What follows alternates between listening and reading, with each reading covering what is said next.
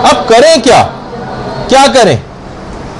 तो देखिए जल्दी जल्दी हम बात को बयान करते हैं, लेकिन ऐसा नहीं कि बस अभी ये 5 मिनट में मैं बताऊंगा कि क्या करें, उसके अलावा बस अभी बता दिए तो बता दिया, वरना उसके बाद तो हमको अमल नहीं। आपको उसके बाद खुद से तहकीक करना है, पूछना है, उलमा से दरियाफ्त करना है, अपनी जिंदगी का मकसद और तयन करना है। लेकिन एक अमूमी तौर पर कि आपकी क्या जिम्मेदारियां, आपके फजाइल और आपके मनाकिब बयान किए जाएं, ऐसी महफिलों का इनेकाद जैसे कि अभी तस्करा हुआ।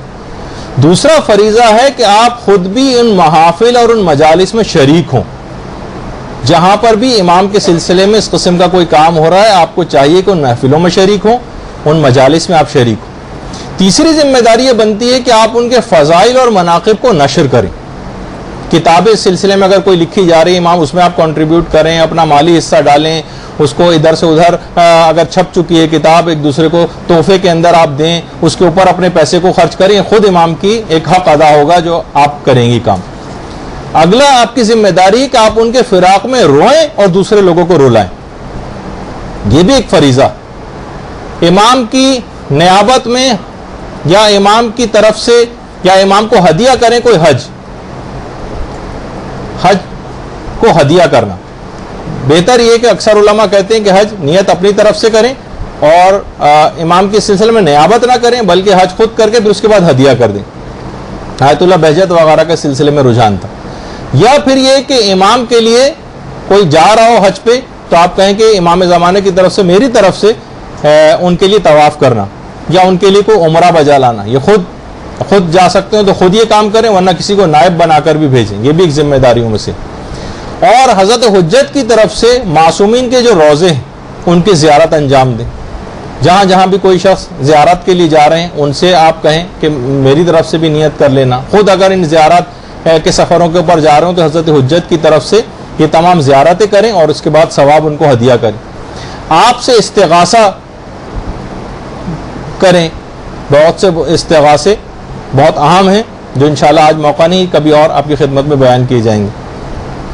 आपके वसीले से शरई हाजात तलब करें, इमाम ज़माना को वसीला बनाएं इस सिलसिले में और हाजात तलब करें। जैसे कि अब आगा सिस्तानी के लिहाज से आज रात जो है वो आप लोगों की शब नीमा शाबान है, और आगा खुई के हवाले से क्योंकि इराक़ और ईरान वगैरह के अंदर क्योंकि आज मनाई जा रही है तो आज उनका दिन है और कल शब गुजर चुकी है उनके लिहाज से। तो बहरहाल आपके वसीले से शरई हाजात तलब करें।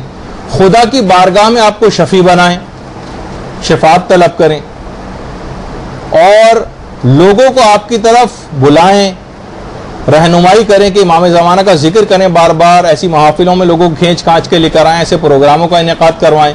खुद को तमाम अखलाकी रज़ाइल से और बुराइयों से बचाने की कोशिश करें। लोगों को दीन पर अमल करके दिखाएं, उन जैसा बनने की ना कोशिश करें, कम से कम पर्दा करके शादी में जा रहे हैं। नहीं, अच्छा एक ऐसा पर्दा कि लोगों को एक माशरे के अंदर नेकियां होते नजर आए, दीन पर अमल करके लोगों को दिखाएं। खुद इल्म हासिल करें, तबलीगात दीनी के अंदर अपने आप को लेकर आएँ। इमाम से मुलाकात के शौक़ का इजहार करें और तजदीद अहद उनसे करें, दुआ अहद पढ़ें इस सिलसिले में। मोमिनीन की मदद करें, मोमिनीन को खुश करें। उलमा फरमाते हैं कि मोमिनीन को खुश करना खुद इमाम ज़माना को खुश करने के बराबर। और इमाम ज़माना अलैहिस्सलाम को एक जो याद किया जाता है जिस तरह से, और इमाम को रोज़ाना सलाम करें, यानी ज़ियारत पढ़ें, उनकी तवस्सुल उनसे करें। उनसे जिस्मानी और रूहानी जो निस्बत है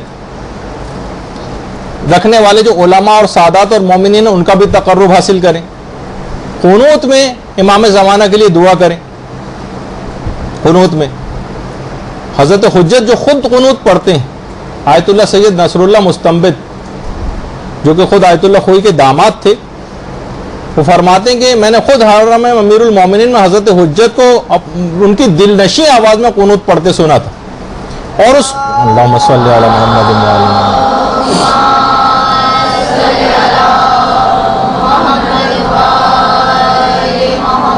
और मैंने ये देखा कि हज़रत हुज्जत हाकिम शाम पर लानत कर रहे हैं। बाकायदा वो जुमले भी उन्होंने जो है वो नकल की।